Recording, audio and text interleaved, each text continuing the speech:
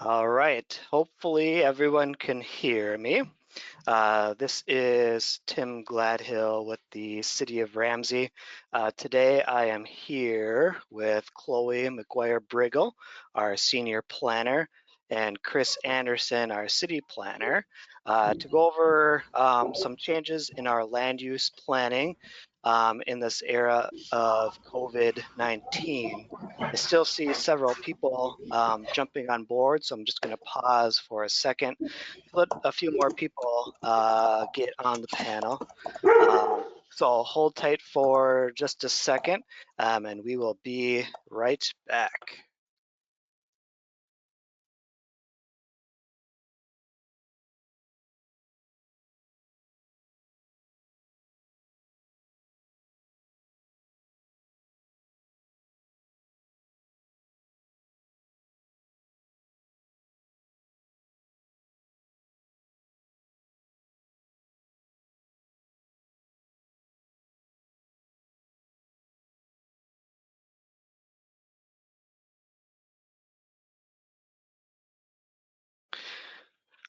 Again, we're just waiting for several people to get on today's webinar with the City of Ramsey Community Development Department.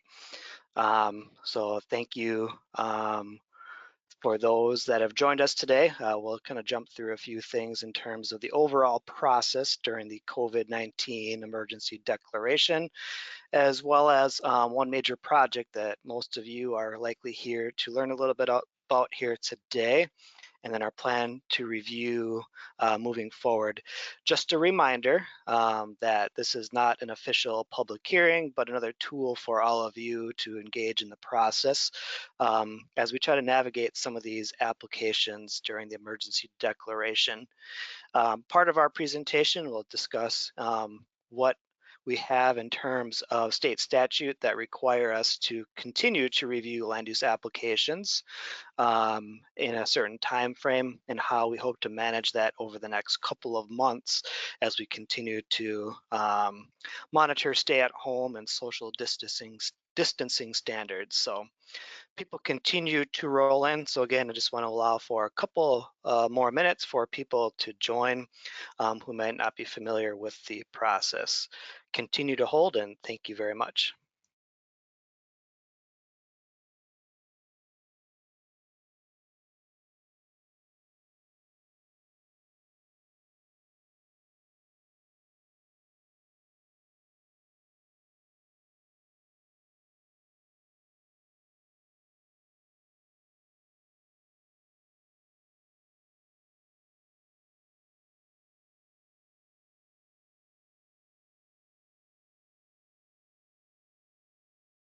And as we wait for a few last minutes, just some housekeeping items for all of you on today's webinar. A couple things. All of you are joined on mute. You can capture our attention by a couple different tools on the GoToWebinar. One is a feature called Raise Hand, and that is on your control panel, and that'll alert the moderator that you might have a question as we move throughout. There's also a chat feature in front of us, and you can chat to the presenters as well. For those of you that might be joining us via a telephone connection, you can leave us a voicemail. We will be checking that throughout the duration of the process. That phone number is 433-9819, or you can email your questions to us at meetings@cityoframsey.com. This is uncharted territory for a lot of us, and so we are learning new technology so we can keep all of you as residents informed of the processes in front of us and the projects that need to be reviewed in order to avoid any automatic approval clauses that are included in state statute. So now that we're a few minutes in and the rate of new attendees has slowed down a little bit, we will continue to jump through and walk through the presentation here today.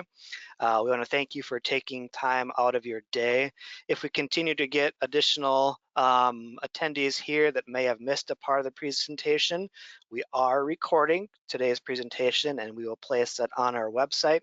And as time allows, we will also repeat this presentation and take additional Q&A from attendees as a second round closer to the 6 o'clock hour. So again, my name is Tim Gladhill, and I am the Deputy City Administrator and Community Development Director for the City of Ramsey. So one of my key roles is to be part of the team that reviews new development proposals as they walk through various boards and commissions, such as Planning Commission, EDA, Environmental Policy Board, and our Park and Rec Commission as well. So we have a robust review process. Our Planning Commission and Council are very committed to public input. So when we were faced with this endeavor, with one of the larger projects that we've seen in a number of years, we knew that we wanted to get ahead of the issue. I will also note that this has been a constantly evolving situation. The world was a much different place 2 weeks ago when we started doing our traditional public hearing notices. And based off of all of your feedback, we actually pulled back on any formal review of the projects that we will discuss on this webinar tonight. Also retooled what this webinar was going to be as well. So we were definitely in the early stages of our phased COVID-19 response, and we had not yet made the decision to close City Hall for public meetings. Since that time, we have made that decision, which is why we are here today. So we continue to work through the statutes in front of us, both in terms of the need to review projects, but also the ability to host meetings like this, council meetings and board and commission meetings in a remote environment. So again, a couple of quick notes that are on the screen now, so all of you can see those as well. Take a minute to take down this information. We will check comments that are listed at the end of each individual presentation.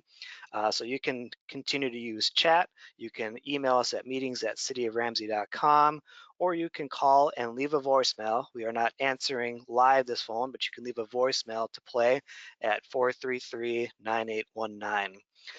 One of the biggest comments we heard back as we tried to walk through these projects initially was the fact that we might have been faced with doing public meetings without allowing the public into City Hall.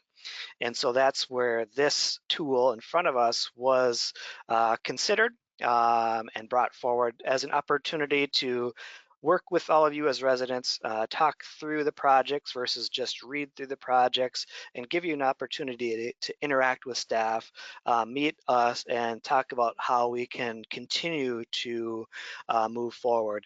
We are going to be extending our public comment periods that are definitely typically part of this, but we are starting to see that there might be a couple of occasions that because of state statute, we're going to be required to take certain action. And we want to give all of you an opportunity to provide input to the Planning Commission and City Council.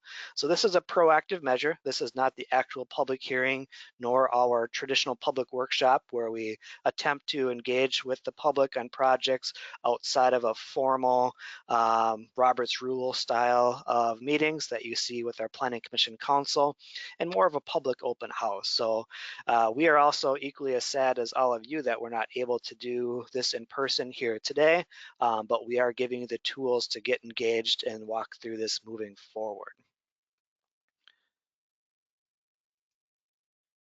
And bear with me as I try to learn how to navigate GoToWebinar for the first time as well.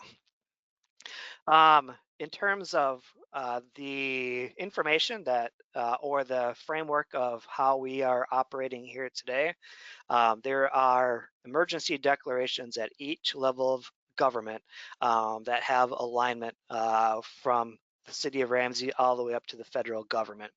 This allows us to react to our standard processes, rules, and regulations and access certain federal funding for disaster relief. So with this emergency declaration, that does move our public meetings into a different environment. On the screen here, you see the website the city is maintaining as general information on our response to COVID-19, what services are still open, what have moved into a virtual environment, and what events and services have been postponed or canceled.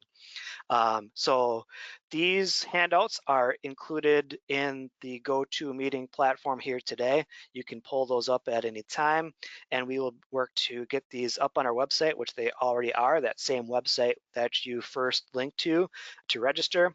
So these PowerPoints are available for you, or upon request. Chloe's information has been included in this presentation as well.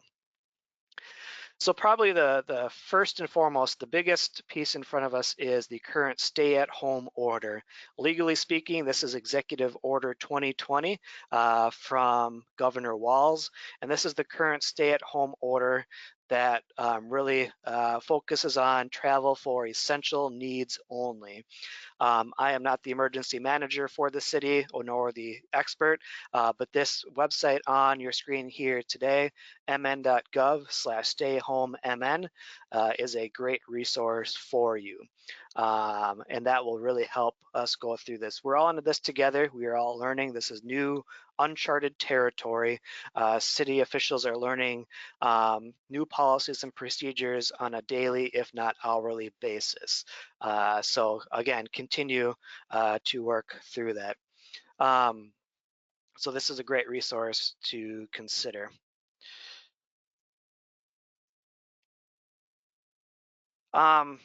Just a little bit more information on the state of Minnesota stay-at-home order. Stay-at-home MN, this website is a great location to find quick reference guides such as this. So what can you do? Go to the grocery store, go to medical appointments and the pharmacy, get takeout, delivery or drive-through from nearby restaurants, walk your dog, ride your bike, be in nature, and then pick up essentials for neighbors or loved ones in needs of assistance. What you should not be doing is going to work unless providing an essential service, and a lot of that is defined within the governor's order itself. Should not socialize or gather in groups, so that's a pretty big barrier for our traditional public engagement process. And then also listed under some of the primary things to avoid: visiting loved ones in the hospital or nursing home, except under limited circumstances. In terms of public facilities that are closed, Ramsey Municipal Center, City Hall is closed, and that is also true for traditional public meetings. If you are interested in agenda items and meetings that are planned and how to join us in our remote meeting software, please visit cityoframsey.com/agendas. Each agenda will have a link that will get you into meetings such as this. Right now we are using the Zoom platform for our public meetings. The Planning Commission will be utilizing that later tonight. The Trott Brook North projects are not on that agenda tonight, so there will be no formal action on that. But we do have one smaller project that we are taking a look at and doing a public hearing. Park buildings are closed, and these closures actually were extended through May 4th. So on the screen I am noting April 14th, but the actual extended date at this point is May 4th. I keep mentioning that this is a constantly evolving topic, and the situation changes on a daily basis. So these extensions are subject to further extensions as we continue our phased planning approach. In terms of public events that are postponed or closed, our spring recycle day that was planned for May 4th has been canceled altogether. We may regroup in spring or wait till our fall event. Our EDA Business Expo that was planned for end of April has been postponed. We had been looking at late May, but we have made the decision that that will likely be late July at the soonest, if not canceled altogether, as we continue to monitor this situation. We've had multiple recreation programs canceled or postponed. Continue to monitor our website for that. And our current planning window for planning these events is really through the end of May. So as we think about projects in the Trott Brook North and the first of several review cycles, there is a chance that we will be in front of the Planning Commission and the City Council in May, and we are here to help you get your feedback to the Planning Commission and Council as we step through those processes. The statutory framework that allows us to hold remote meetings while the City Hall is closed to the public is Minnesota Statutes Chapter 13D.021.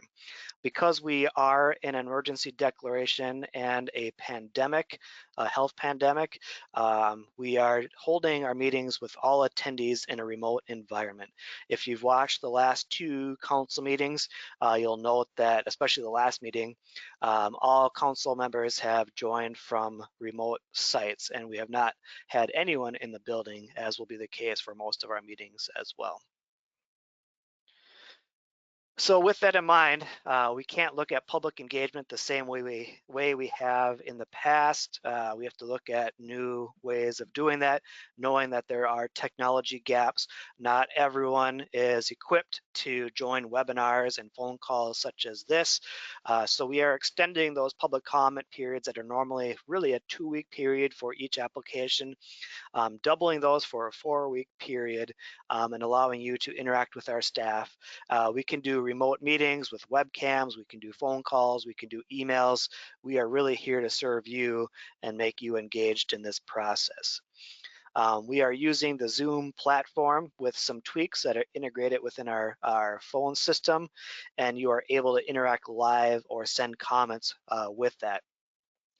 For those that are unable to join with these electronic platforms, again, we'll continue to use our voicemail hotline 433-9819, as well as meetings at cityoframsey.com. As always, our meetings will continue to be streamed online at qctv.org/Ramsey or channel 16 if you have local cable access here in the city of Ramsey. Those are two things that we always have, so you can monitor in one of those two platforms and use our hotline or our email above to forward questions to city council or boards or commissions. Now the big one, I will give a high level overview as well as some legislative discussion that is ongoing. Probably the crux of why we are forced into potentially reviewing land use applications in this remote environment. Minnesota Statutes Chapter 15.99 establishes what is known as the 60-day rule. And what that says, and I will take the time to read this one in detail because I think it is very germane to the situation we are here today. An agency must approve or deny within 60 days a written request related to zoning, septic systems, watershed district review, soil and water conservation district review, or expansion of the metropolitan urban service area for a permit, license, or other governmental approval of an action. And with the project Trott Brook North and those two developers that are here today, almost all of those types of applications apply in this instance. And then the final sentence is probably the most powerful of it all. Failure for an agency to deny a request within 60 days is an approval of the request. So the Trott Brook North projects are actually 3 separate applications. So we have more time than 60 days, but each step has a certain level of entitlement that is granted as we move through the process. And I'll let Chloe talk through our ability to extend each of these as we move forward. On the legislative front, city staff has been in direct contact with a lot of our professional organizations that support the work that we do. We have been striving hard to get some relief from this 60-day rule given the circumstances. All of you that have written comments on Facebook and online and connected with city staff, we hear you, and we would prefer not to necessarily hold public hearings while City Hall is closed. But we also are cognizant of state statutes that if we push too hard, we might accidentally trigger an automatic approval of a project that we do not support. So that being said, the first round, the first one-day session the legislature did under their emergency declaration, it was deemed too controversial to take up the bill that would grant some relief, but it sounds like there might be a compromise coming. So we continue not only to work on avenues for all of you to interact with the projects, we also look for ways to grant some relief in the interim so we can get these projects to a point that hopefully we are beyond current social distancing standards and can provide an opportunity for those that want to interact in person can do so. So more to come on that. So now is the time to chat in questions or let us know if you have any questions. I'm trying to do my best to monitor anyone that has their hand written or raised. And one thing I want to do is I think I did see our mayor join here. So I was gonna open up his mic and see if he's able to chat. So John, are you on the line? Can you jump in here and say any words on behalf of the council? Yeah, Tim, I am listening in, and I hadn't really prepared any thoughts other than the fact that I'm very curious to see what the process looks like and to participate just like everybody else on here. Council at this point hasn't really reviewed this in any real detail, and so we're, I would say, probably at a very similar place to others. I feel we need to gather information. No decisions have been made. And we're very curious as to how we can continue to allow for the city of Ramsey to grow, but we want to make sure it grows in the manner that is appropriate for our community. And so these particular sessions that are being hosted, I think, are invaluable for us. So thank you for allowing me just to say hello to everyone. Appreciate everyone's willingness to participate. And again, we're here to listen and learn. See what we can do to make good decisions. Thanks. All right, thank you, Mayor Letourneau. Now I did see someone with a hand raised here. So Christine Rude, I'm gonna unmute you if you wanna ask a question.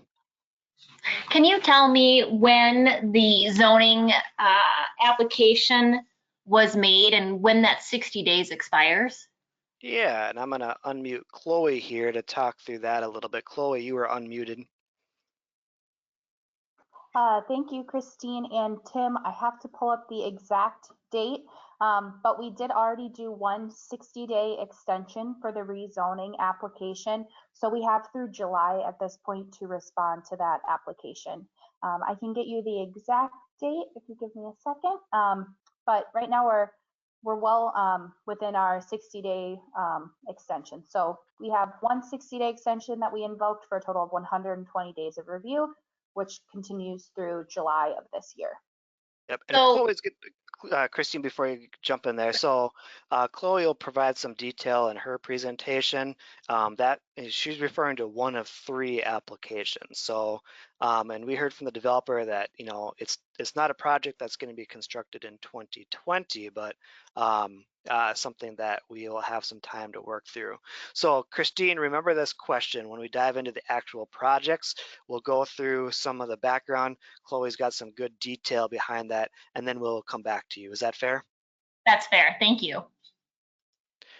All right, let me see if anyone else has their hand raised. Bear with me. Looks like that might be it. Oh, Lonnie Gray, I'm going to unmute you here. Lonnie, go ahead. Lonnie, are you there? Perhaps he doesn't have a microphone in his system. Lonnie, we will come back to you. If not, if you can email us at meetings@cityoframsey.com, we will read your message to the group as well.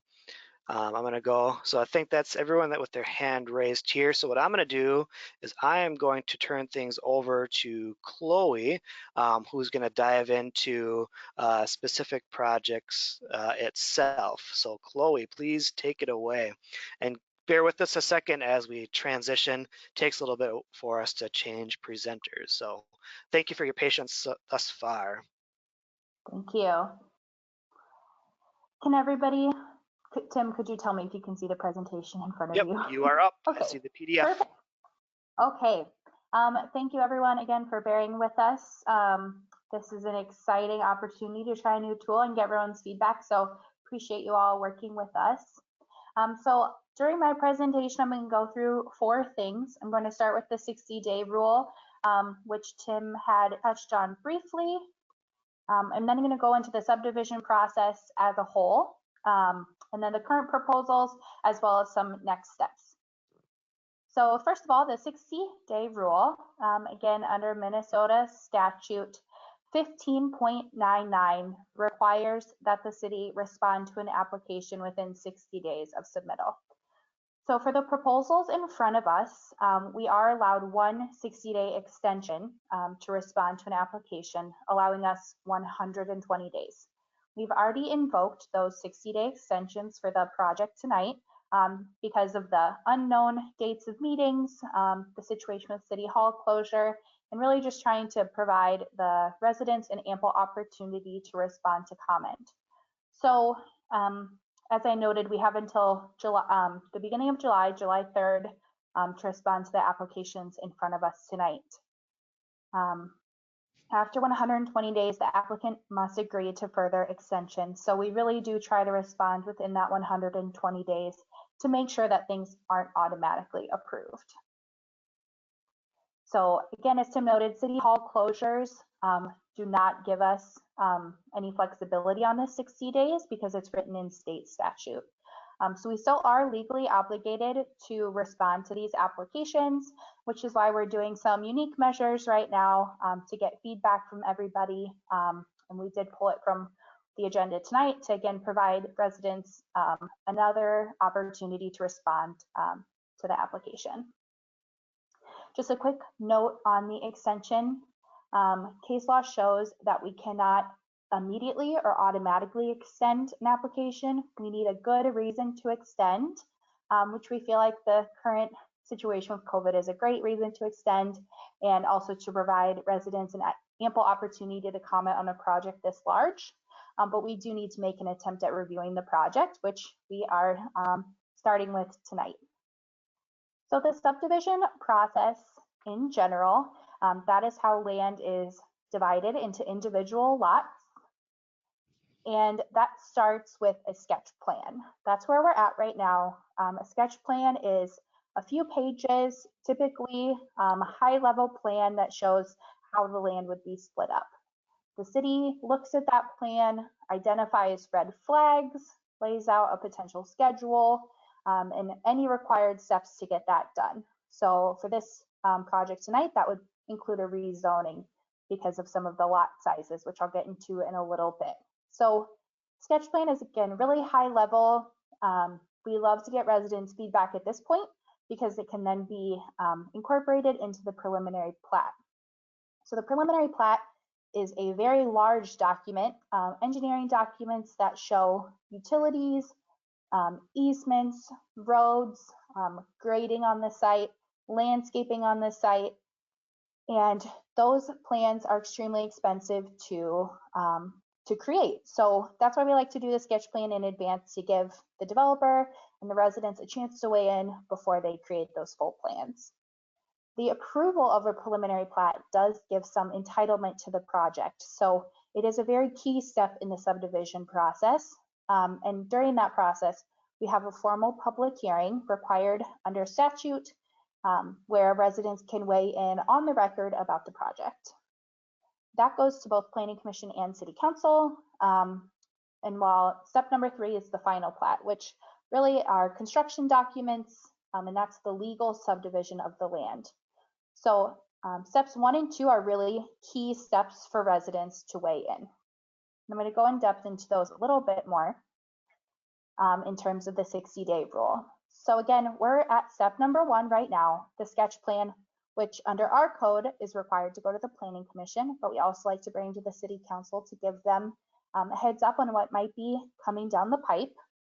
Our minimum review timeline for that is 45 to 90 days typically, with a maximum, again, of 120 days because of that 60-day rule.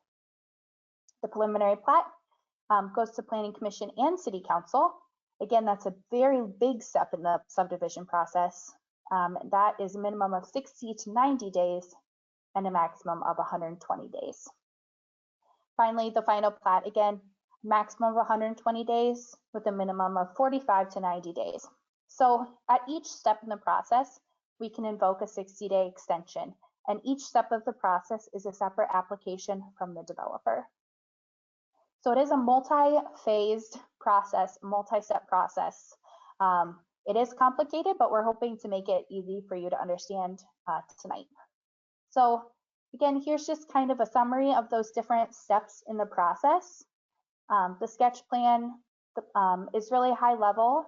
We provide the applicant feedback on developing their plans, which is why we'd love to get resident comment at this stage. And then the Planning Commission provides the feedback to the developer and lets them know if they should move on to the next step, step number 2. Again, the pre-plat is a very important step for public comment because it's our formal public comment, and the City Council will formally approve or deny the project at that point. So we're not there yet, but if the project moves forward, that would be the next step. And finally, the final plat, again, really legal agreements, and that only goes to City Council. So again, just to note, comments can be submitted via phone call, voicemail, letter, email, at public meetings, in person to city staff, through your council member. We're open to receiving comments from residents in any way possible. So if you have any questions or comments, feel free to reach out to staff at any time about that. And again, during this meeting, you can always email in at meetings@cityoframsey.com. So I'm going to go into the current proposal at this time, which is really, I know what most of you are here for, but I wanted to provide that background information just so everyone knew, was on the same page about where we were at in the project. So nothing is formally approved at this point. There's been an application, and the city needs to respond within that 120 days.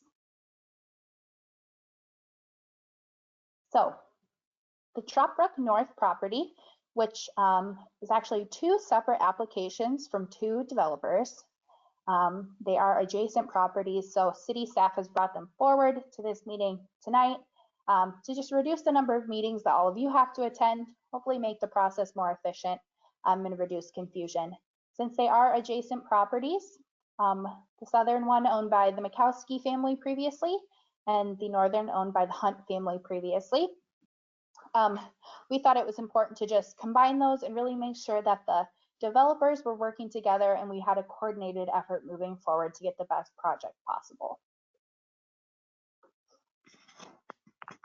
So the existing comprehensive plan, which is our 40-year plan for the city, or 20-year plan for the city, goes out to 2040, shows this as a low density residential, which I'll go into a bit. And it is zoned for city, sewer, and water, so city utilities. So here is a very large scale view of what we're talking about tonight. East of Very Light Street, all the way over to Now Then Boulevard, north of Trott Brook in the Brookfield neighborhood. The Excelsior Group is working on the project on the Mikowski property, Trott Brook North, south of that red line, and Platinum Land is working on the Hunt property north of that red line. So I will go into each project individually tonight because they are 2 separate developers, but for residents, they are similar applications, so feel free to send in your comments about one, about both, whatever is easier for you. So that southern piece of property, again, some of you might have known the Mikowski family that owns that. That is approximately 200 acres. It is north of Trott Brook between Very Light and Now Then. That site is mostly zoned for 80-foot wide lots right now on city utilities. Those are just a standard single family home, a detached single family home, 1 home on 1 lot, and a small area, about 20 acres of that site is zoned for 2.5-acre lots. The comprehensive plan guides it for lots on city utilities, at a density of less than 4 units per acre.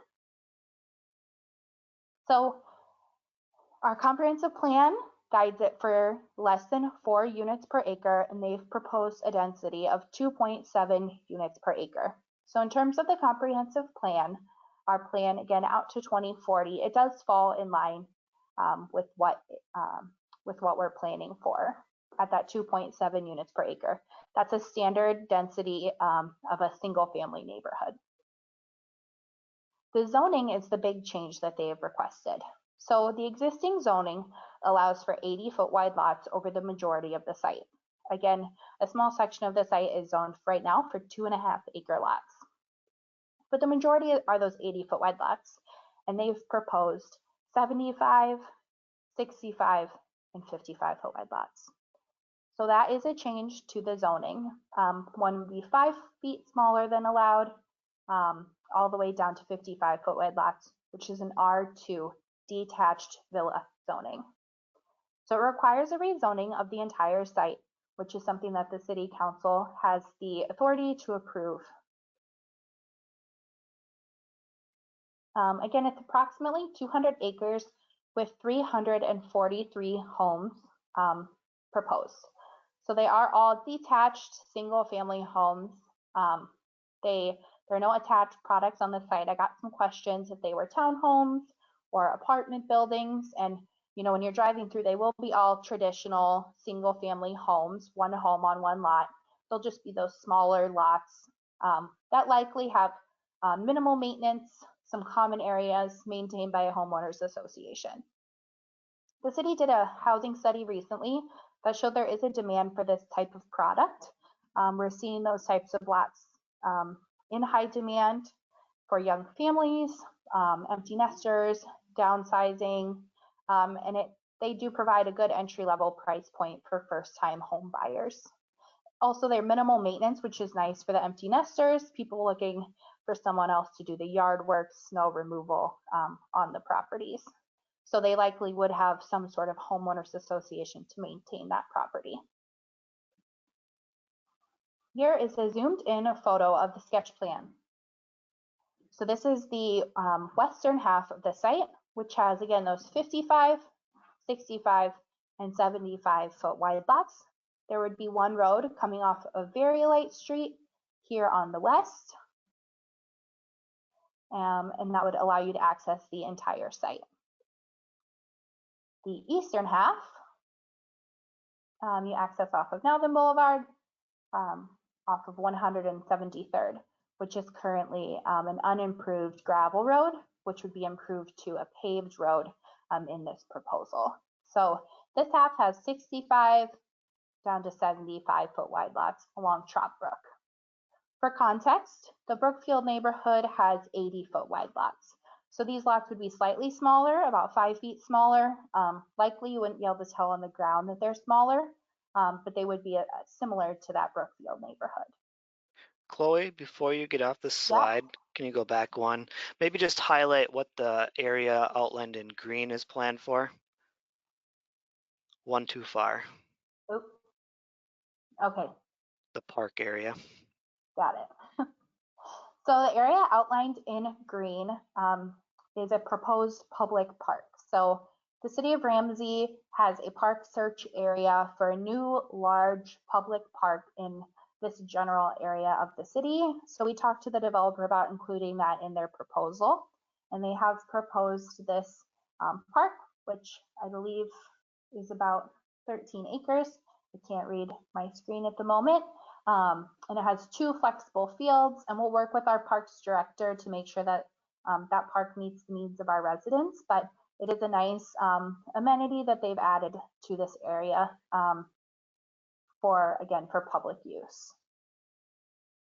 So that would be accessible off Very Light and Now Then Boulevard, Now Then more easily.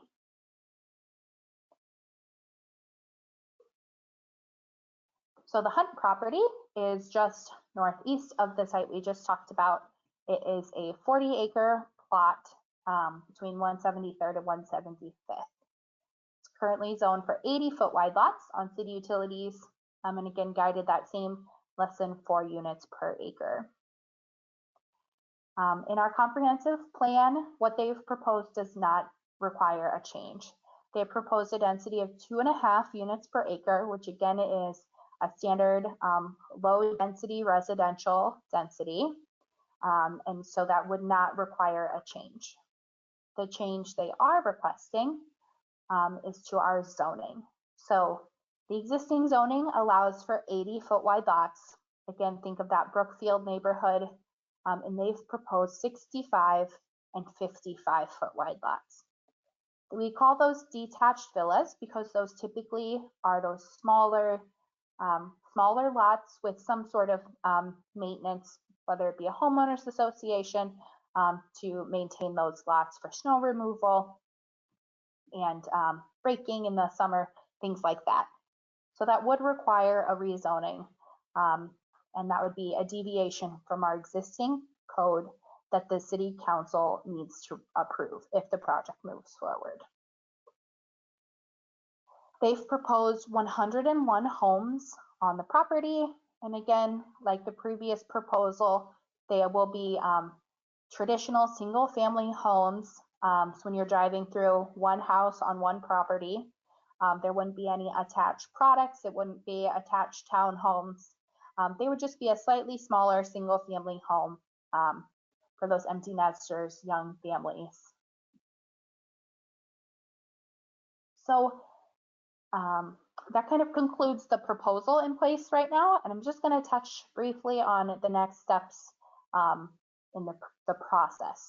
So we have been updating our city website throughout the City Hall closure with all of the meeting information and current development projects. If you go to cityoframsey.com/development, it'll take you right to the page on our current proposals.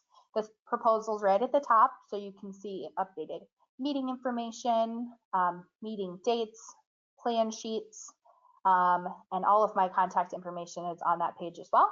But I also put it here so you all can write that down if you'd like. My email, my phone number, and then the address of City Hall, where again, if you don't want to send an email or write in or call in, you can actually write a physical letter and send it to City Hall.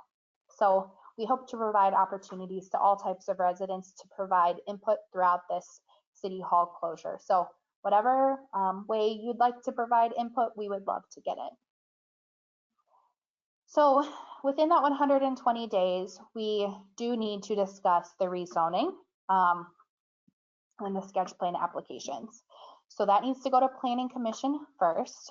Our next Planning Commission meeting is May 7th at 7 p.m. We are anticipating that that will likely be an online meeting, although meetings continue to change and the situation is ever evolving. So I do urge you to continue to stay up to date, whether you go to our website or call somebody at the city for information on the meetings in case something does change. We love having comments submitted in advance so that we can provide those to the Planning Commission in a nice packet of feedback from the residents. You're welcome to attend the meeting, and like this, we can have you speak as well. So again, whatever way you'd like to provide comment, if you want to provide comment, we would love to have that from you. That meeting will likely discuss both sketch plan applications for the Hunt property and the McCaskey property, and then the rezoning as well. So I'll leave that up just for a second so people can write down some of that information. And then our next step is really just questions. The developers are both in attendance tonight.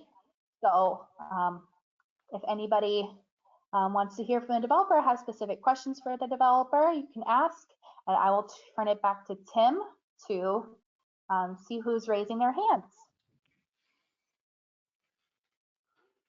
Thank you, Chloe. Let's see here. Get me back to my screen. Turn that off. So we have had a couple questions come in. Thank you for writing those in through the GoToWebinar project. So I'll do my best to read out some of these questions as well as answer some of those, or direct to one of our other team members or developer to respond. One of the first questions I want to address is questions about extending city sewer and water north of Trott Brook, especially if that requires those on private septic and well to connect. I can tell you that residents of Ramsey are well protected through our city charter, that we are not able to force a connection to sewer water. We are not able to compel an assessment to connect to city sewer and water. So really our rules and regulations are geared towards development carrying the cost of development. And we do not force existing well and septic to connect. There might be an outlier if there is a failed septic system or well that cannot be replaced. In my time here, nearly 20 years, I can't think of a situation where we weren't able to find a replacement septic solution. Even if all underground or subsurface septic opportunities fail, there is the ability to do a mound system, which is where you do the drain field on top of ground and bury it over a mound. So I just wanted to touch on that aspect of forcing existing residents to connect, which is something that we do not and cannot do.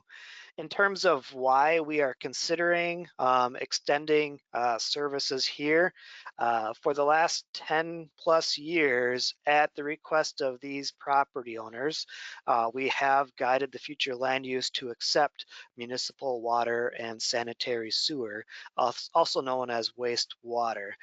So definitely there is a transition in density, but we also have some protections in code that require density transitioning, whether that be a larger lot sizes up against existing lots, or if that involves additional landscaping buffers between existing and proposed neighborhoods. To John Trappin's question about, it seems you are proposing to bring mass housing into an area that is considered a rural area of Ramsey. Those of us who live in the area are concerned about this, especially if we are forced to have city water and sewer installed. So those are generally my comments on that. In terms of mass housing, I would just defer to Chloe's background on what the type of housing it is. The comments about the rural area of Ramsey is certainly warranted. If you look at the council's strategic plan and our comprehensive plan, one of the first goals we have is to balance urban growth with rural character. So there are certainly areas such as this that are planned for growth, but a majority of the landmass area of Ramsey will continue to be that private well and septic rural character. So John, feel free to interact with staff or write us a follow-up question as well as we walk through that. Jill Winger has a question. Why do you need to rezone to allow higher density housing when directly across Very Light Street we have low density 2-acre minimum lot size? And I think I would point back to our public engagement for our comprehensive plan, the last 2 rounds, that this was really citizen driven at the time, a balance of adjoining landowners as well as landowners that had property for development. So the decision came when we were crafting our comprehensive plan 10 years ago, and then more recently just 2 years ago with an update. So that's a little bit of background on how we arrive at the planned land uses. You can certainly see a lot of background on the comprehensive plan at cityoframsey.com /Ramsey 2040. That's where we house a lot of our information for our comprehensive plan. And again, that is cityoframsey.com /Ramsey 2040. We have a question here about if the area is approved to be developed, what school district will it be zoned to? That question, I guess we have a map that shows school district boundaries, and much like Brookfield, it might kind of go down through the middle of it. So right now, I would imagine it's probably going to be a mix of Anoka-Hennepin School District as well as Elk River School District. Here's my plug for the U.S. Census right now that just started yesterday. Please fill that out. Upon completion of the U.S. Census, the federal government, state government, and local municipalities go through what's called a redistricting process. So this is an opportunity to adjust ward boundaries for city council seats, but also school district boundaries as well. Ashley's second question, are there plans set in place to replace the wildlife habitat that will be destroyed?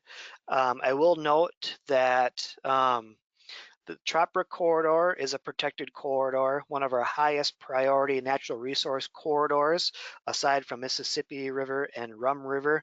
It's part of our Circle Ramsey Greenway corridor, where we definitely try to protect that area. And then secondarily, we do have a tree preservation ordinance. It's not a total preservation. What it does is have some replacement standards for that. Chris, I'm gonna unmute you here. If you could talk a little bit about both density transitioning, because we have a couple of questions on that, as well as tree preservation. Sure. We'll start with the tree preservation side of things. As Mr. Gladhill noted, we do have ordinances in place that would require a developer to provide a tree inventory and preservation plan. So they have to identify every significant tree that's on the property, and our code has definitions of what that entails. Briefly, it's any oak or evergreen that is 4 inches or greater at diameter at breast height, and then any other deciduous tree that's 8 inches or greater DBH. And then what our code talks about is residential developments being able to or needing to preserve at least 30%, excuse me, at least 40% of the inches of those trees. So yes, it does acknowledge that for development to occur, there is likely going to be some loss of tree cover. But there are some built-in reforestation requirements if they exceed those amounts. We also have landscaping for any type of development that comes in that is a required component of their plan submittal. As was also noted, the Trott Brook corridor is certainly a desirable corridor that we do have, and some of us as staff have talked about the potential of some sort of conservation easement potentially along the north side of the brook, similar to what we have on the south side. It's an easement that is intended to help preserve some of that natural character that leads to some of the higher quality environmental aspects of that corridor. Nothing is set in stone there, but that is something that is or has been talked about internally at least. On the density transitioning side of things, as Mr. Gladhill also touched on, there are multiple ways to accomplish that. That can be with matching densities, so lots of the same size, with some credit, I guess, as you get to the interior of a development that might allow some smaller lots to compensate for that density change. The most common way it is accomplished is with landscaping. And our code also prescribes what those numbers would be. Generally, it's, for every 100 feet of common property boundary between a new development and an existing development, they would need to plant a certain number of trees, depending on what the zoning differences are between those lands. That number can be anywhere from, I want to say, a total of 6 trees per 100 feet up to something like 24 trees per 100 feet of shared or common property boundaries. So there are some additional provisions to help provide a little bit of transition or a little bit of buffer between those differing types of uses. All right, thank you, Chris. There are several questions about traffic levels, and both on Nowthen and Variolite Street. So I'll work to kind of touch on a couple of them. I do want to start with Now Then Boulevard. The Council, the Planning Commission fully acknowledge as development occurs, there will be continued pressure on Now Then Boulevard, and we're seeing some spot concerns already. In this area, many of you are familiar with, there was a traffic signal that was added at Brookside Elementary School. That is a county roadway, and the county wanted to see, study the traffic to see what change in patterns and additional gaps that created before considering additional improvements to that area. From a long-range planning perspective, it's a very high priority for our council to do a formal study on that corridor, even though it's not our road, it's an Anoka County road. We are looking to partner with Anoka County later this year or earlier next. So from like a city-initiated long-range planning perspective, we fully agree with you, and we want to get the traffic analysis to understand what improvements might be required. This project has been forwarded to Anoka County for comment. It'll certainly likely require the addition of turn lanes and spot improvements at the intersection with Now Then Boulevard.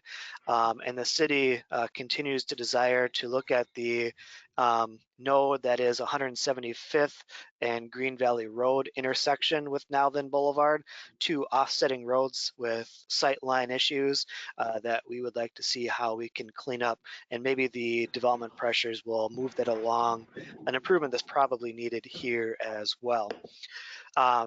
Also with this development proposal, it's large enough that a traffic study is going to be required.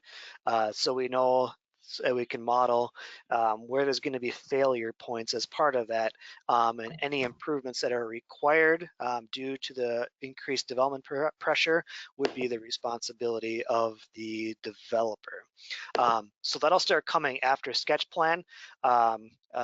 You know, that's a large expense and a significant amount of time. So first we want to understand, does it meet the vision?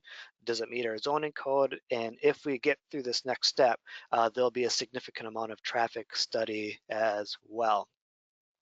On Variolite Street, our engineering division is working on plans to reconstruct that road later this year, either late summer around the July timeframe, perhaps starting later this fall. But it has been in our capital improvement program for many years.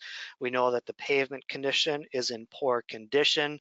We know that the traffic speeds are higher than necessary given some of the sight lines and grade differentials.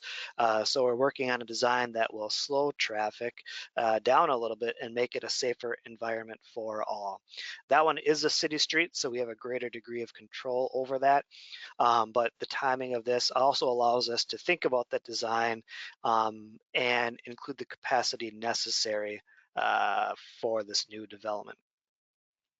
There's also a question on 175th Avenue and talking about sidewalks and trails.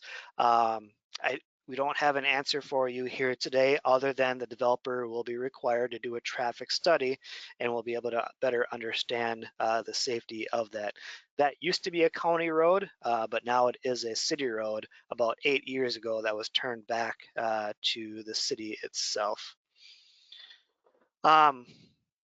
There's a lot of, there are multiple questions about the lot sizes, and we know that that is the biggest hurdle for us to overcome here. So there's questions about how many signatures do we need to stop this? What do we do to stop this? My first response is participate in the process.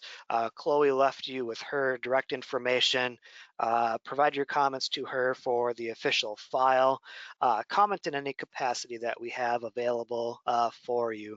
I don't want to speak for any individual council members, but they certainly accept comments either directly or through the official public process, as well as our planning commissioners as well. So as staff, we do our best to consolidate all the comments we receive, package that up in a case so the council can make an informed decision.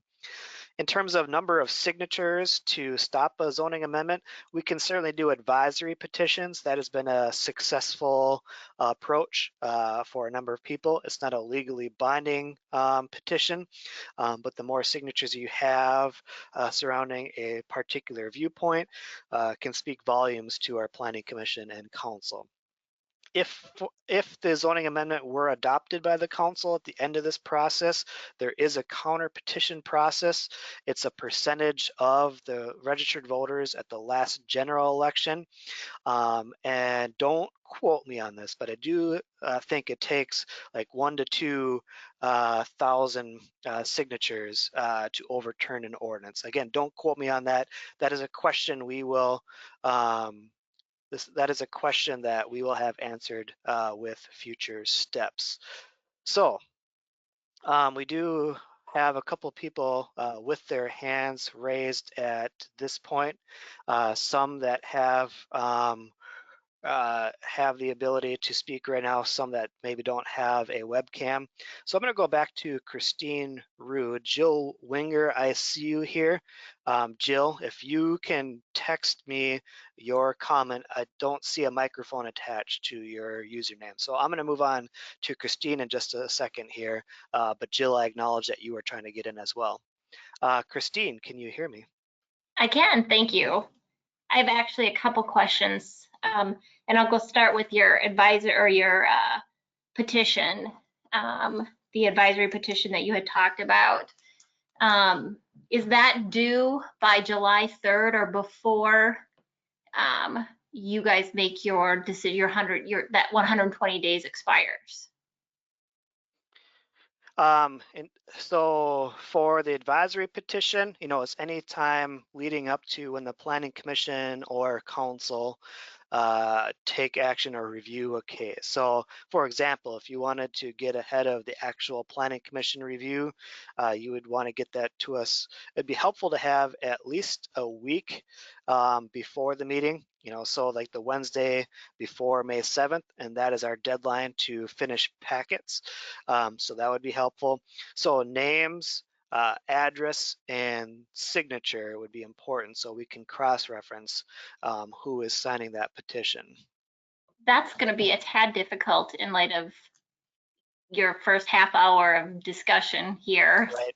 where people can't do that. So can you give me an alternative way to address this issue? I mean, do you have any suggestions on how to hit those signatures? Yeah, so obviously we are needing to think outside the box here a little bit. And I'm going to unmute Chloe too in case she has some ideas. She's got herself self-muted. I feel like I've seen some opportunities that people can do online petitions, and I don't know much about those, but I think given the circumstances, we would try to work through that. Like change.org is one I've heard before. I don't know if anyone is aware of any others, but perhaps that's a way that we help navigate the current situation. Sure, okay. And then my second question is just, and maybe and you can correct me, Chloe, if my calculations are wrong. Math is not my biggest thing, but the way I see it is if we go from low density, which provides on the 220 total acres, 240 acres, we're looking at the low density 96 homes. With the high density, we're looking at a total of about 440 homes. Is that correct? As you try to do that math, so how we're able to kind of calculate that out is we use a benchmark of about 3 units per acre, kind of gross acreage or gross density to try to understand that. And we got to go deeper into that calculation. We start excluding such things as wetlands, and some, the park won't count towards the density. But if you start excluding the wetlands and then calculate the net developable acreage by 3, that'll give you a sense of what we might see under traditional zoning. Doing the same at about 4 units per acre net will probably equate to that. So with future steps, we will work to clarify that. So we'll try to run that calculation a little bit better. and continue to answer that question. So we might not have that fully buttoned up for you here today, but that is a question that we will promise to have ironed out moving forward. Sure, and that would then affect, or would it not affect, the current process that you're going through to determine what kind of restructuring of the road, for example, out here on Variolite, that needs to happen? It sounds like you were going to do that regardless of this application that's come in.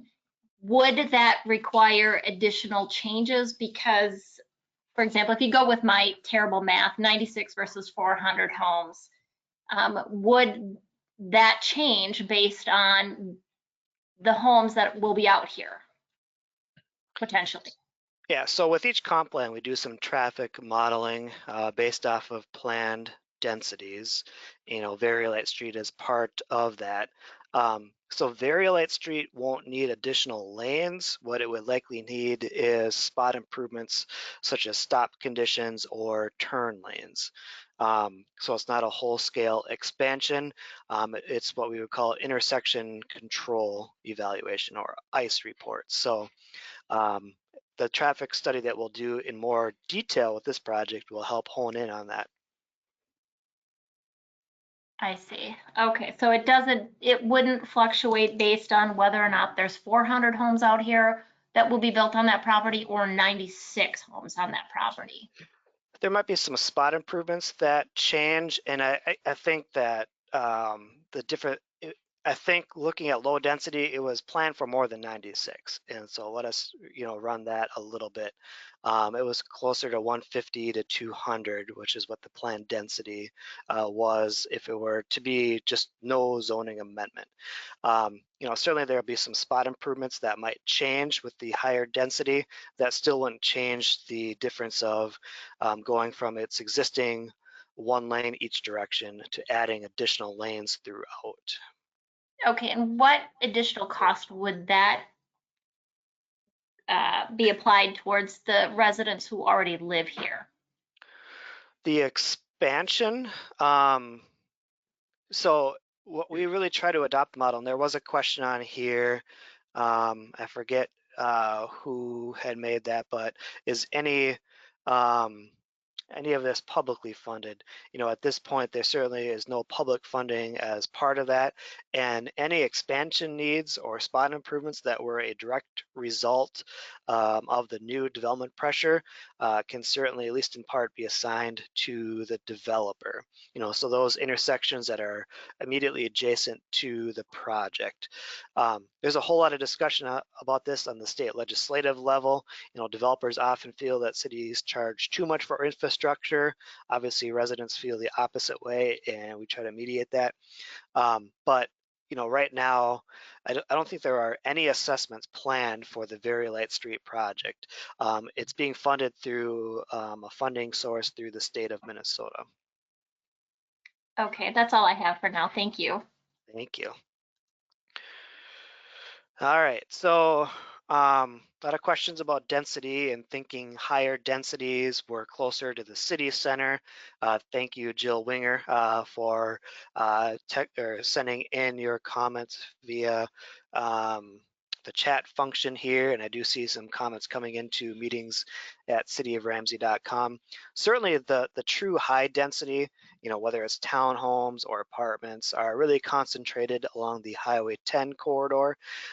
We have always anticipated some single family growth in this area on some of the vacant undeveloped land. We are seeing a little bit of 1 acre to 2 acre lots. There's not a huge demand for that. If we were to average out what we see for that rural style development of new developments, we actually see 2 to 3 homes per year perhaps built as part of that. Sometimes it's more. We've had a couple projects as of late, so we see an influx, and other times we see zero. So yes, we have concentrated some of our higher densities, the true higher densities, closer to Highway 10.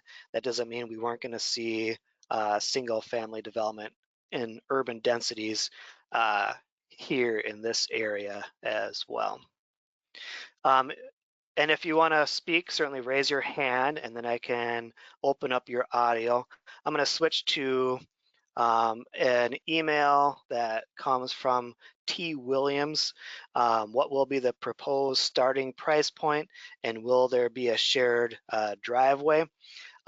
We can't necessarily control or promise what the price point will be, but what I can tell you is seeing this with Capstone Homes and some others, we really see those for sure more than $250,000. If not in the $300,000 to $400,000 range. We see some entry level that is closer to that $250,000 to $270,000. Based off of what we're seeing in the market, it's really hard to get anything less than $270,000. So T. Williams, I hope that answers your question in part. And then in the shared driveways, we haven't gotten to that level yet. That is something we can look at. That might open up some more space for on-street parking. We've also seen that be a challenge when there's neighbor disputes. So there's pros and cons to doing it each way. So, you know, the safe answer right now would be there would be individual driveways. We've come a long way for infrastructure that's in the boulevard area. So you see a lot more shared mailboxes, one per block, in a lockbox. And so we're trying to clear up some of those spaces as well. Kim Soloka, you did have a question on, are these developments government funded? They are not. The infrastructure costs are that of the developer. We've got a question here from Jacob Udvig, more of a statement. Would feel better about the Hunt property if they had some sort of park or amenities like Trott Brook North. There's too many houses not to have a green space.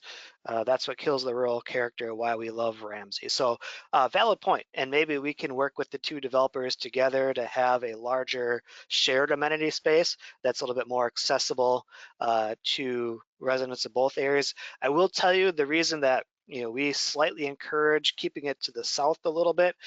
There is a stub, the ability for a trail to go over, or a pedestrian bridge to go over Trott Brook. We hear quite a bit from Brookfield residents that there's not enough park space. There was a private park planned that fell through. So we want this to be accessible to the Brookfield neighborhood just as much as we do for existing residents as the planned residents in this area. Kim Soloka has another question. Chloe, this is for you. So I'm gonna unmute you here once I have the opportunity. The size of the home, is it about 1,000 square feet, a little bit more? And maybe you can answer that in the context, Chloe, of what our code says about minimum floor areas. Oops, sorry, I keep muting you. There we go. So talk a little bit about what we typically see for ramblers, split level, 2-story. So I guess I can talk from permits I've seen coming in the Brookfield neighborhood and in other similar developments. We're seeing floor plans larger than that 1,000 square feet. Code does have minimums, like Tim noted, based on the type of home. So I can pull up our city code to get those exact numbers. But I would guess that these are at least 1,500 square foot homes. We don't know if they're going to be slab on grade homes or 2-story homes. We haven't gone into that type of detail with the developer yet. I do think they are on the line though. So if they wanted to chime in, Tim, I'm not sure if you can see Cindy or Ben. Yeah, and as I look for that, and I'm gonna unmute Ben to see if Ben, are you there? I'm here. Can you hear me? Yep, go ahead. Yeah, so maybe just a couple things going back to kind of the previous question about price. We would anticipate homes here, as Tim, as you said, I mean, it's pretty hard to even get below 300,000 in a single family home, but we'd anticipate homes starting around that 300,000 mark and probably cresting 400 to 450,000. And in terms of square footage, I think a Rambler has got 1,500 square feet on the main floor, and a 2-story probably has about 1,000 square feet on the main floor, becomes a 2,000 square foot home. That's what we would expect to see. Perfect. Thank you, Ben. That is helpful. I will also note that anytime a developer asks for a discretionary action that the council is not obligated to approve, that gives us an opportunity to negotiate. And often what we negotiate is higher architectural standards. So that is certainly a possibility here as well. Kim, you get the gold star for good questions here today. I got a couple more for you. Any type of drawings for the proposed park? No, and this is an opportunity for you to let us and our parks team know if you were to have a park in the area that all of you can now use, what sort of amenities should we consider? You know, is it ball fields? Is it playgrounds? Is it natural open space? It's a blank canvas right now, and I will tell you that our park superintendent, Mark Riverblood, is one of the most creative park designers I have ever met. If you get a chance to get over the Riverstone subdivision at Puma Street and Bunker Lake Boulevard, it's the city's first nature-based park, really cool amenity. We're working with another developer on the south side of Highway 10 to do something as well. That's a little bit more nature-based and super creative. So not every park is going to have ball fields, not every park is going to have playgrounds. This is your opportunity to tell us what should we have in a park like this. So that should be part of your comments as well. The nice thing about sketch plan is it's just an idea on a piece of paper, and we get to influence the design, especially with the requested zoning amendment as well. Kim also has a question about, is this a closed development or open to all builders? At this point, likely, probably exclusive builders. So we got two different developers that'll likely have kind of a single builder on there. That being said, you know, things can change in an instant. We had a lot of that going on in 2008, 2009. When we hit that recession, we saw a lot of individual sales of lots and had multiple builders. But we have controls over that with our zoning code as well. So the design, our minimum design standards still apply, that, you know, we can't just have a free for all. Delman, you had a comment here about nothing is known in these issues, but if rezoned, do you lose a bargaining chip? We have a lot of knowns in terms of what the proposal is and trying to hear from you to give the formal feedback as well. So the Planning Commission Council have not acted on the zoning amendment, but we do want to make sure that whatever we want to include on that, both in the zoning amendment, but then also the pre-plat. So what I would say is our likely step here is to have a vision that works for the city and the developer, and then likely do a conditional rezoning. So as long as you provide the product that you already promised to us, we will allow you to move forward to pre-plat. And that would give us the legal protection if they recanted on that. We could say, sorry, that's not our agreement. So we have ways to bridge that gap, Del, but that is, Delman, that is a great comment as well. And staff, others, if you want to keep chatting and if you have questions or things to interject, we will, you know, certainly help me out here. Christine, I'm opening you back up. You have another question here. I do, thank you. This might be more for Chris, but can you tell me how many acres of wetland are you planning to take with this development, and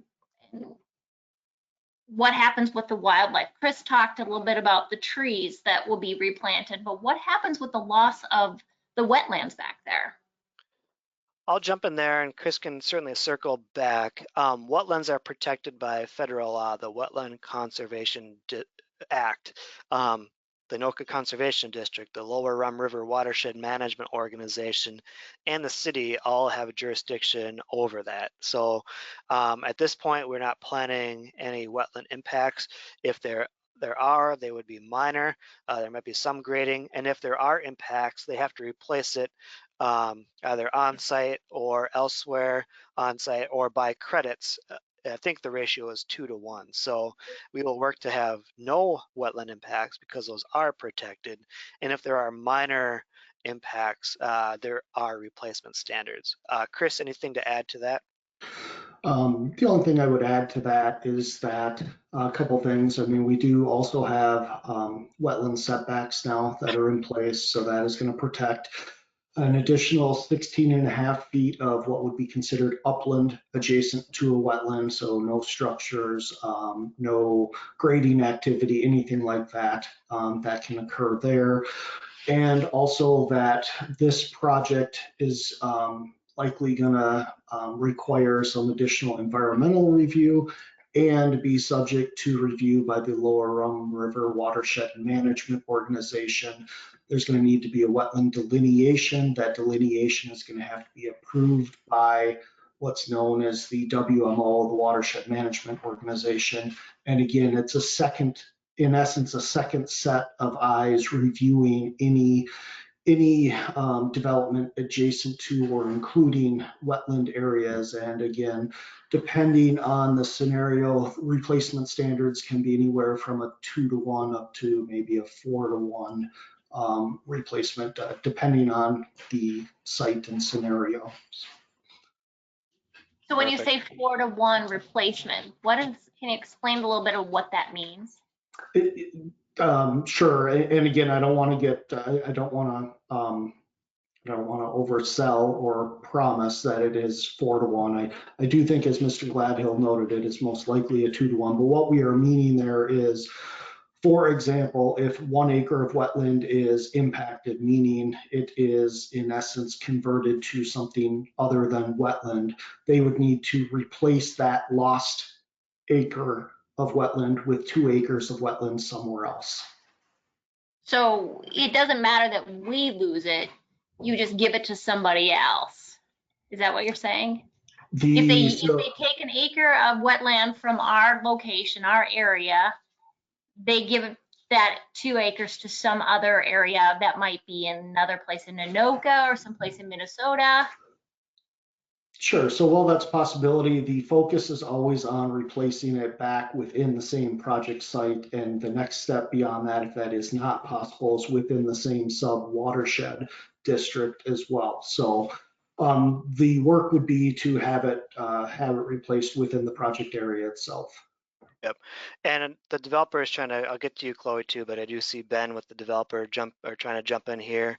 I will say the project site is large enough that if there were wetland impacts, which we are not assuming yet, we would want to see those replaced on site.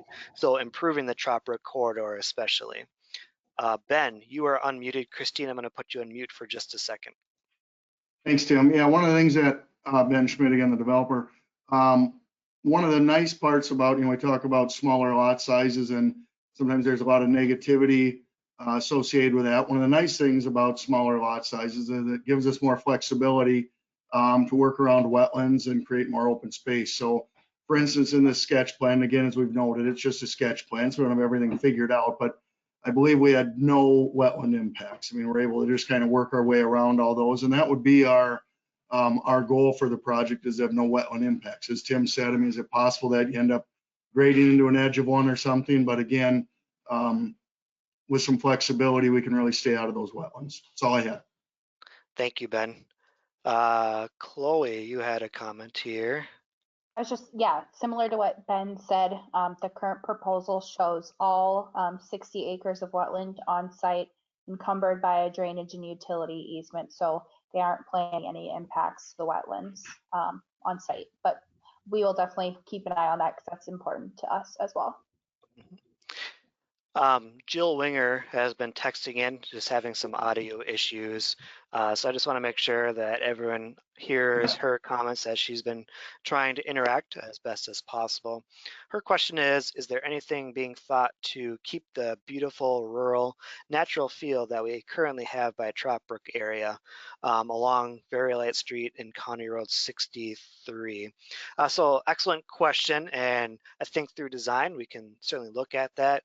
I think it's not a matter of if development's going to occur, it's more of when and what it looks like. So we are very much interested, if this is not the right proposal, we would love to hear from you and your comments about what would be an appropriate land use for this area. And second to that, we've all heard how important the Trott Brook corridor is to the community. So, to what degree is that important? You know, are there city dollars that go towards some of that protection? Or, you know, what does that look like? What does that protection look like? Is it trails? Is it a setback from Trott Brook corridor? We definitely hear you and want to help you through that and kind of give you the tools that we can ask our city council. So think about questions such as that in your responses. Another question about the density transition or the buffer zone. I think what we'll do with the next iteration of the drawing is show that on the plan. You know, density transition on the south side is already covered by Brookfield and that style of development and the Trott Brook.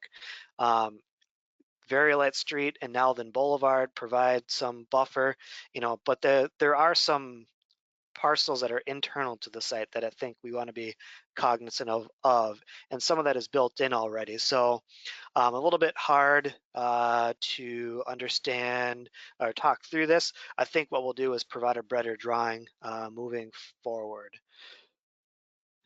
I'm trying to find Richard here who says he has his hand up. I'm trying to find him.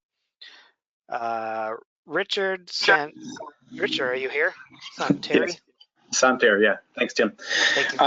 Just a quick question as to the process in terms of the variance versus rezoning question.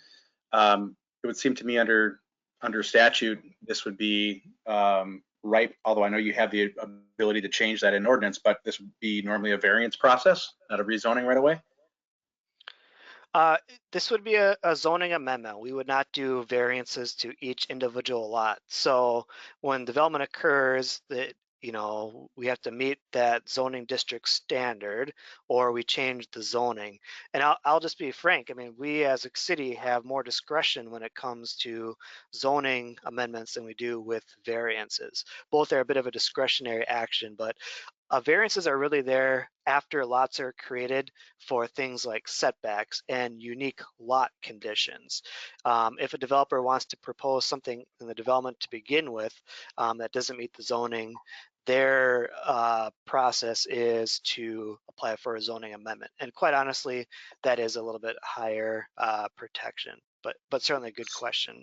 So Any follow-up to that? When a variance typically has 3 different factors it has to meet, under this circumstance, could you list what all factors have to be met in order for it to proceed forward? Again, this is not a variance request. This is a zoning amendment request. So those 3 factors would not apply. We look to our comp plan and we look to our zoning and whether there is a compelling reason to amend the zoning or not.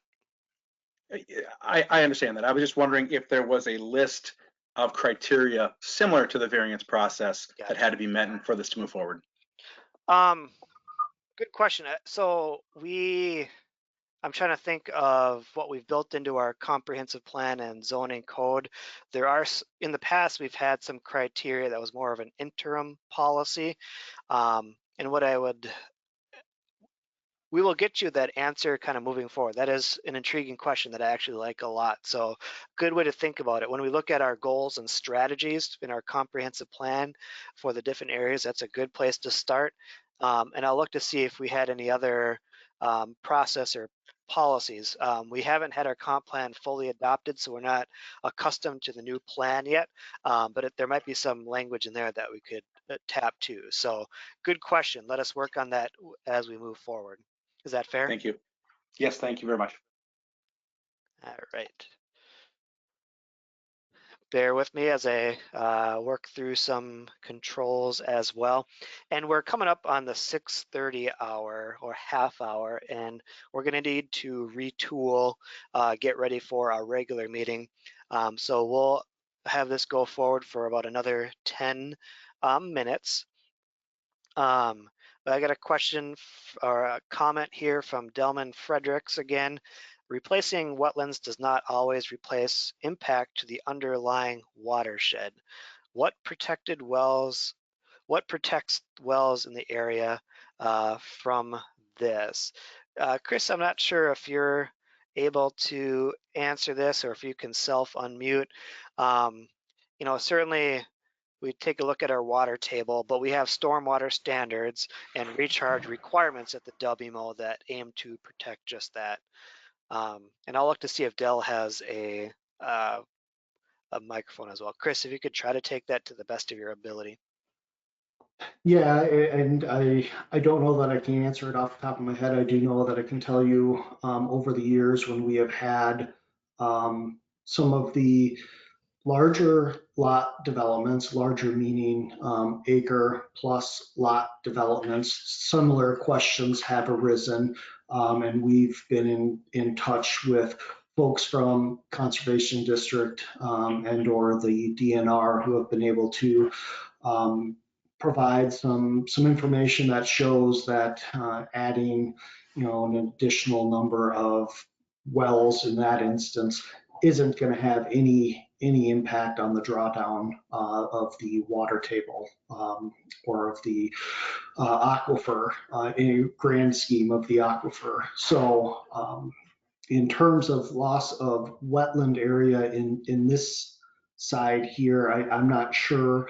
Again, I don't know that I can have an answer for you, Delmond, but what I can tell you is I can reach out to some of the folks that are more expert, have more expertise in groundwater and impacts that the potential loss of wetland area might have on that. And Delmond, I have you showing us self-muted. I tried to open up your mic if you wanted to follow up to that. I'll give you a chance to try to self-unmute. In the meantime, I will note that Kimberly has a question about if you change the zoning for this development, will it also be changed for properties that are immediately adjacent? And the short answer is no. The zoning amendment would only apply to the subject properties that are in front of us here today. And I see that Delmont has unmuted. So Delmont, if you want to elaborate on the previous question as well. Yeah, I was just more, kind of interested as you capture all this water from all the asphalt of the roads and divert it off to your storm sewers or sanitation or wherever you're putting it, and you're changing the whole logistics of how that aquifer system works, and what's the impact to those people around that have wells already established, and rely on those as their water source, as that impact lowers, most likely it would lower that aquifer table, so those residents are not being protected at that point then, and either have to sink a new well or. So Tim, if I can jump in, I mean, Delman, that raises a good question, something that I can expand on a little bit. Again, I referenced the Lower Rum River Watershed Management Organization previously. They have a requirement for the first inch of rainfall that falls on a project site needs to be infiltrated on site. And so what that means, what that is geared towards is helping to replenish groundwater and replenish the aquifers. So there's going to need to be quantity or rate control done with typical stormwater ponds that you see, but they do have to account for the infiltration of the first inch of rainfall that occurs on a site during any type of rain event. So yes, there is going to be additional impervious area there. However, there are standards in place that do require replenishment via infiltration as well. And so, Chris and Dell, there's only two questions here. There's surface water management, rainfall runoff, and there are standards to capture that on site with emergency overflows that go into regional systems. Chris is right. Newer standards for watershed management do require infiltration to reduce the volume that goes in the stormwater systems, but also replenish the groundwater system. I will admit that as a whole, we in the past have been very much concerned about the consumption of groundwater stemming not only from the municipal water system, but private wells as well. So we've done a couple things. One of the more effective strategies we did was with every new development, we require 4 inches of topsoil. So much of our water supply use is irrigation in the summers. And we've been able to make a real impact by requiring topsoil on new lots that are created that reduce the need for irrigation. The other thing that the city is looking at is we have access to the Mississippi River, and we are about to get a report that is a coalition of 4 area communities, Ramsey, Dayton, Corcoran, Rogers, I believe, that is looking at the potential for a joint surface water system. So we could potentially reduce our reliance upon groundwater and some dwindling aquifer levels, and maybe switch that to more a different type of supply. So Del, that is a really good question, and something that is on our radar on a grander scale as well. Let me see if there's any hands up. We'll take 2 more questions, and I've got a hand up from Christine again. So Christine, you are unmuted. She's not available right this very second. Okay, thank you. All right. So I'm gonna take a moment to just check our email inbox again to see if I missed anything there. Thank you for bearing with us as we try some new technology, and really appreciate the way that we're able to interact with you here today. I've got an email here. My window keeps going away, from Seth Wilson, that is in opposition to the rezoning to high density residential, or in this case, the smaller lot single family. And I'm going to try to paraphrase Seth's comments here, but we will make those available as part of the record. Has some concerns about infrastructure capacity being stretched to near the limit. Seth, you have some questions about high density and multifamily. I will state that we are not planning multifamily in this area. It is still single family. It is a smaller lot. And there's a comment here about attracting retail, and we hear you that, and our economic development team builds on that. Quite frankly, rooftops are needed for some of that retail, and we are seeing some success in that as well. A couple retail multi-tenant speculation type buildings are about to open, so definitely keep an eye out for that. City shares your vision as well. That is a topic for another day. Seth, you have a comment here about the natural beauty, kind of the rural character that we have to offer. We continue to try to find ways to go about that, so that comment is duly noted and definitely part of the record and part of the decision-making process for the City Council. Again, we are not assuming that this amendment is going to happen. We are taking feedback from you, so this is excellent feedback as we move forward. Comment here, it seems it would be a bigger benefit to city residents if the city encouraged, proactively sought out retail development. We certainly do that. I guess my question is, do you mean retail in this area? Tax base implications, etc. Very much noted. And summarizes in the end here, please do not allow this development in this area of the city. There may be other areas of the city this development would make sense, but not the proposed land. So again, I have not read the entire email from Seth, but Seth, be confident that it is part of the record, that we will work through that. Similarly, Jill has a long comment here about continuing to share some thoughts. Attached to this and on the website, you have our handouts here today with our contact information. So the best way is to email or call Chloe, who is the review manager on this project. So Jill, your number of comments here of things to consider are excellent concerns. Make sure to email those to Chloe, and we will have those as part of the record kind of moving forward. Kim, you have a question here about this meeting transcribed to be read at a later date. Let us think about that. I think we can make that happen. So we're certainly going to have the recording of it. We hadn't thought about taking minutes for that, but since it is recorded, perhaps we can turn it over to our minute taker to take some summarized notes as long as we have. We are able to track the written comments that we have in. So much like we do with all of our public open houses and workshops, we always encourage you to follow up in writing now that we've established a little bit of a baseline. We can tend to be forgetful. We're juggling a lot of things in our lives right now. So the best way to make sure that your comments and feedback are part of the record after this are to really submit those comments in writing to Chloe at this point.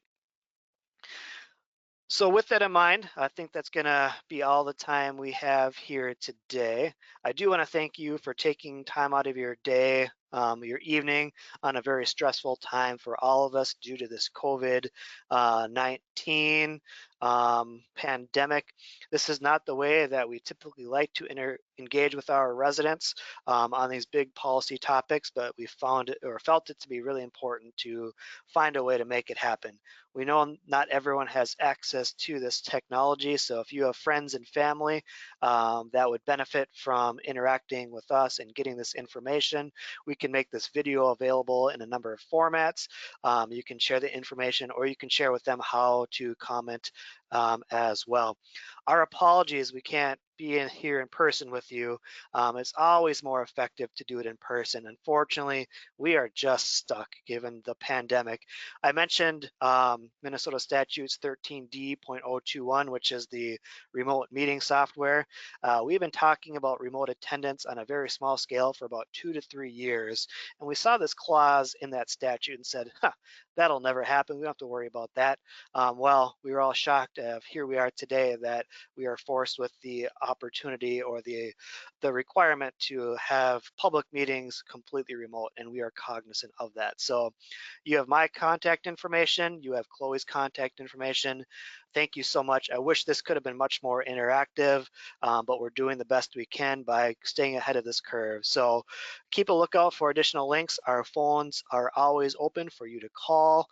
Although our staff might not be in City Hall, they are working from home, abiding by stay-at-home and social distancing orders. So with that, thank you for your time, and we look forward to touching base soon. And if we didn't get to your question, we will respond offline and make those responses available to all. Thank you and have a great night.